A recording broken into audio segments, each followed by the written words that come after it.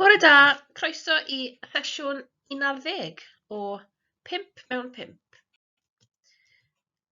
Y sesiwn yma yn helpu chi I ofyn cwestiynau syml, helping you to ask simple questions in the classroom.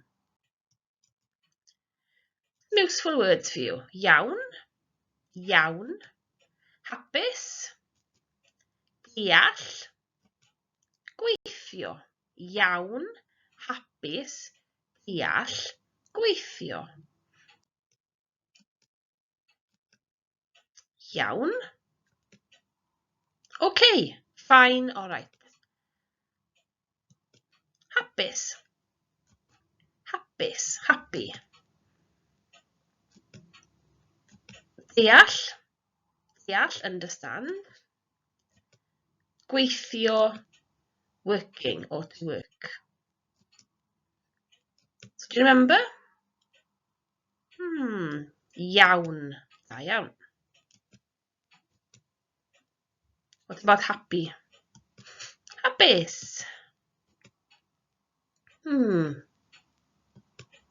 Deall, understand. Working was gweithio, gweithio, da iawn. Okay, moving on. You might remember asking someone, sut wyt ti, or sut chi, how are you? If you look at those words and cross off the sit, how would you say, are you? So basically what you've got to do is cross off the sit. Wyt ti or dy chi is are you. If you put those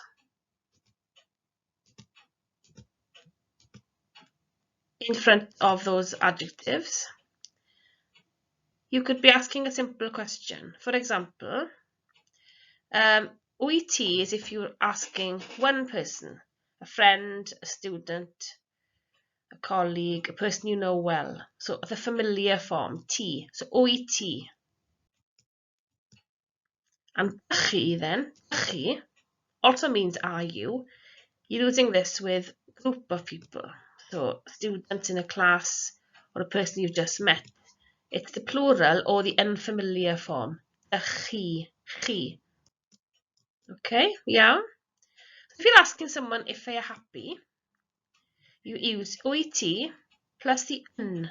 You must put the un in before an adjective. It's like the glue in a sentence. Oh, dy chi'n. So try that. Wyt ti'n and dy chi'n. Are you okay? Wyt ti'n iawn? Or chi'n iawn? So it's very simple, no tricks at all. Asking someone if they're happy. Okay.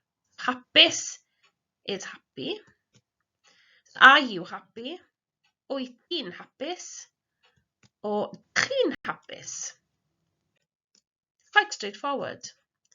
Asking if someone understands or if they are working. Un must be used before verbs, but there's no letter change here, okay? So deall, understand. Wyt ti'n deall? Wyt ti'n deall? Or chi'n deall?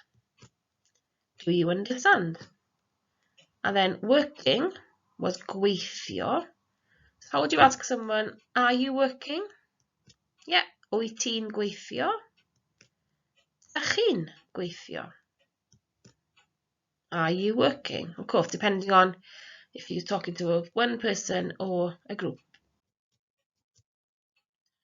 Also, you can use your Welsh as single words.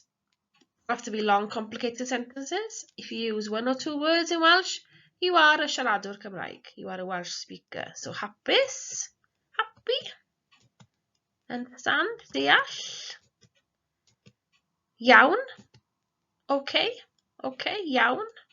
And you can use those in a corridor, whatever, bob dydd. Okay? So, faint wyt ti'n cofio? Do you understand? I'r dosbarth. So here would you use wyt ti'n or dy chi'n? Dy chi'n deall, yeah. And then understand.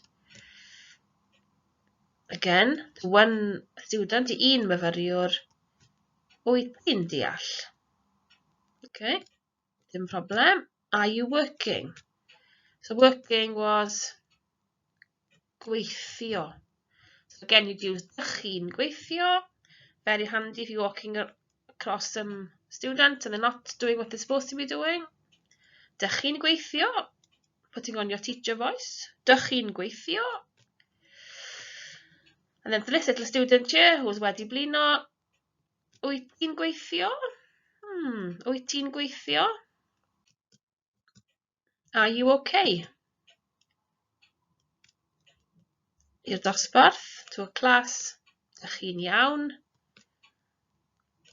This young lady, un myfyriwr, to one student, wyt ti'n iawn? Wyt ti'n iawn? And then to a class, dych chi'n hapus?